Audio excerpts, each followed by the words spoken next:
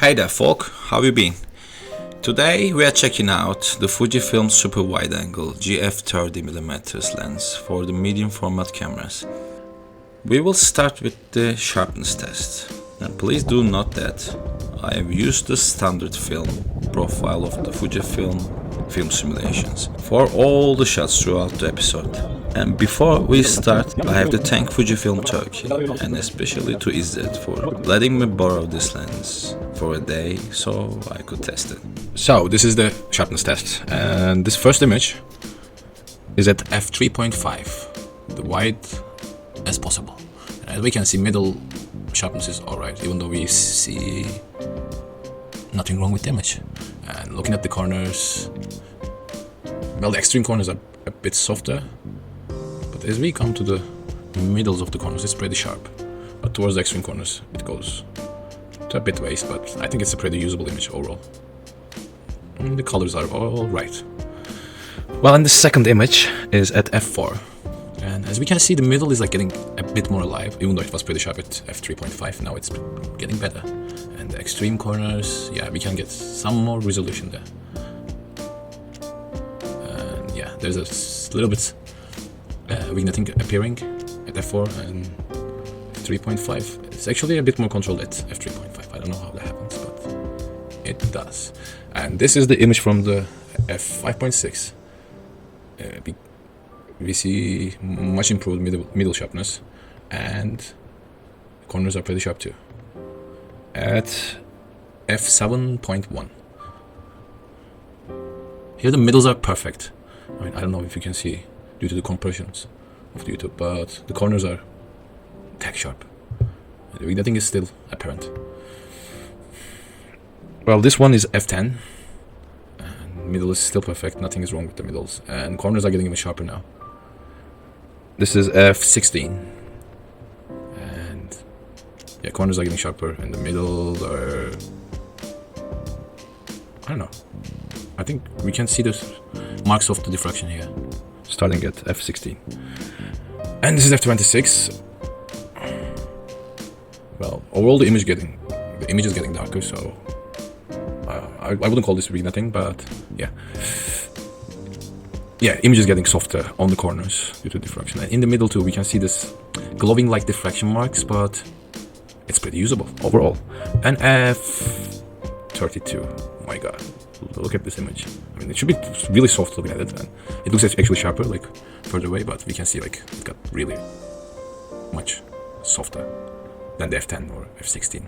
I mean, look, this is 16, and this is 10. Look at those blacks.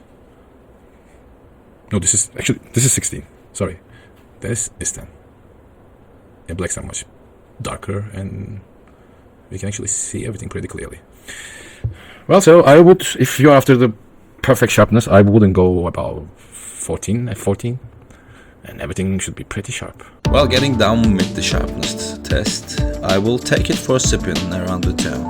And then I will show you the alternative, cheaper lens that I've been using for years.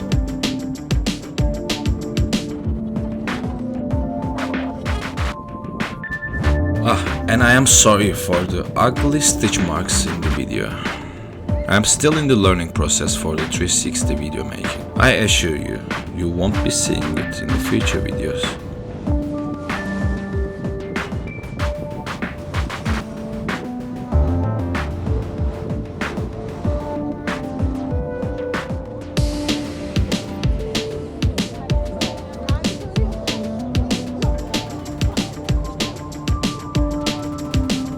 As you mount the lens to the camera, first thing you notice is the length of the lens. But surprisingly, its concave shape helps a long way with the weight distribution and avoids being front heavy, which is a great thing for your wrist. So handling wise, it is a high grade lens. Its overall sharpness throughout the image, combined with the GFX camera's high resolution sensors, makes it a very easy to crop to your heart's desire. If it was for 50 megapixels older chip, I would make a big deal out of the 3.5 f-stop at the widest. But since 100S has the best dynamic range I had used so far and the best high ISO performance, I don't think it's a big deal anymore. I have to mention that while shooting these episodes, I am actually trying these equipments. So, the shots are not home runs, and I would not shoot most of these shots normally. Just wanted to make that clear. It's only tries before your eyes. Autofocus is pretty grabby, thanks to the phase and contrast detection of the 100S. But it takes a little to get grabbing. I think my GF35 to 70mm lens is much faster to detect and grab onto faces. But I am not saying this is bad, just a bit slower.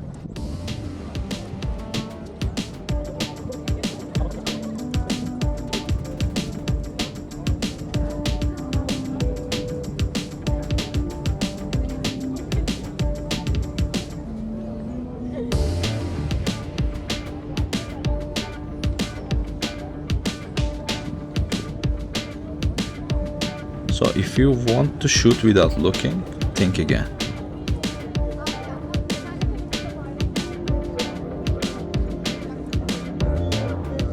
But as long as you are careful, it will get the job done.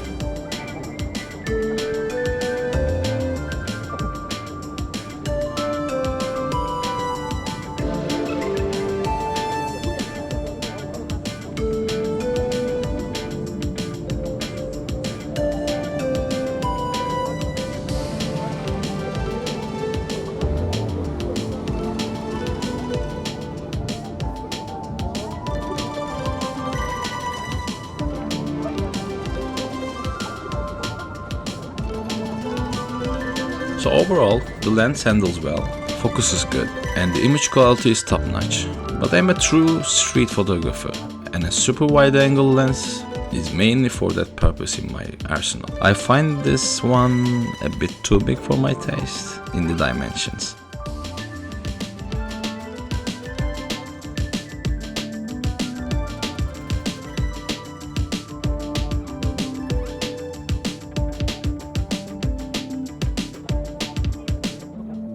As you can see it in the footage, I am switching to my 28mm f1.8 Canon EF lens and bypassing the sharpness test because it was done in my 28mm for GFX episode.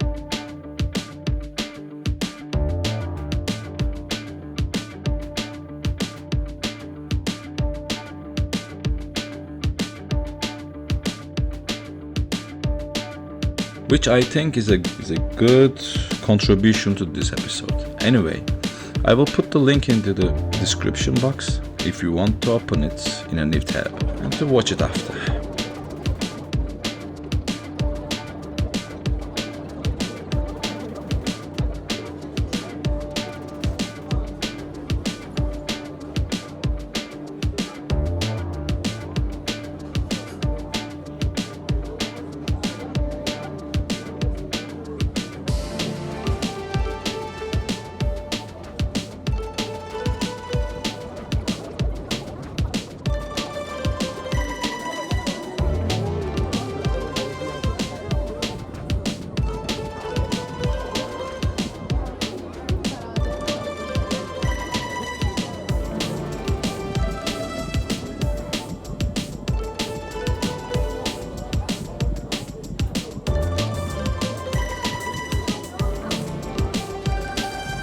Focus-wise, this lens hunts a bit, but having smaller and lighter elements, it does it faster and usually has hard time to stick into the subjects whenever they are moving towards you.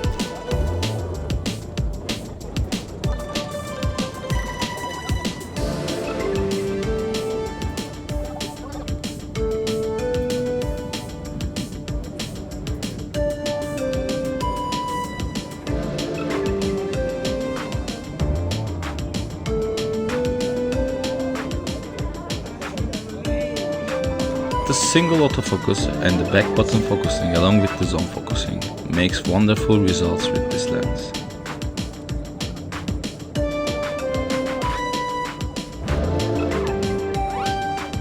It is much smaller, 300 grams compared to the 500 grams of the GF 30mm. Thanks to its 1.8 wide open f-stop, the lens makes a low light monster combined with this camera. Almost as small as the Hasselblad 28p lens, without adapter ring of course. But even with the ring on, it's not as big as the 30mm GF. In my opinion, the f1.8 makes up for everything.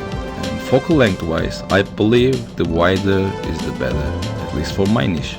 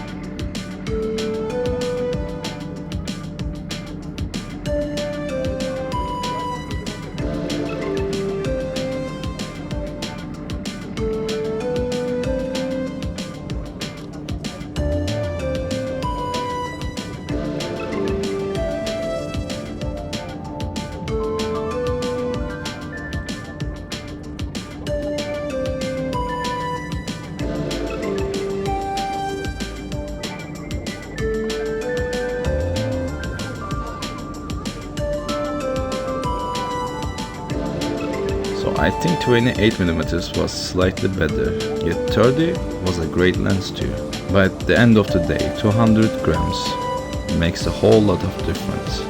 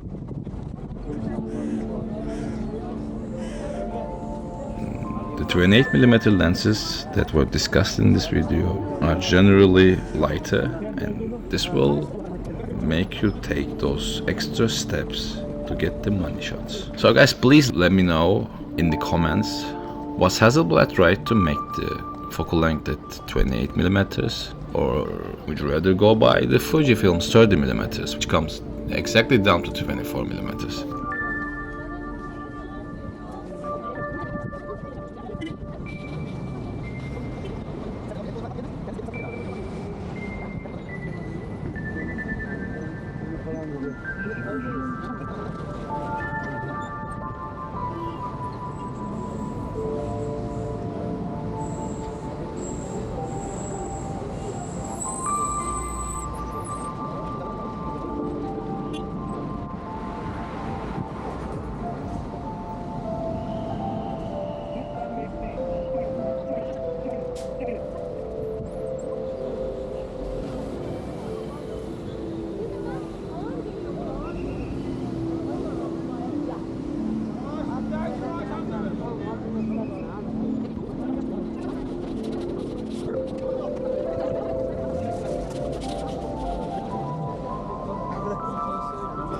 Thanks for watching the video, and please do subscribe and turn the bell on.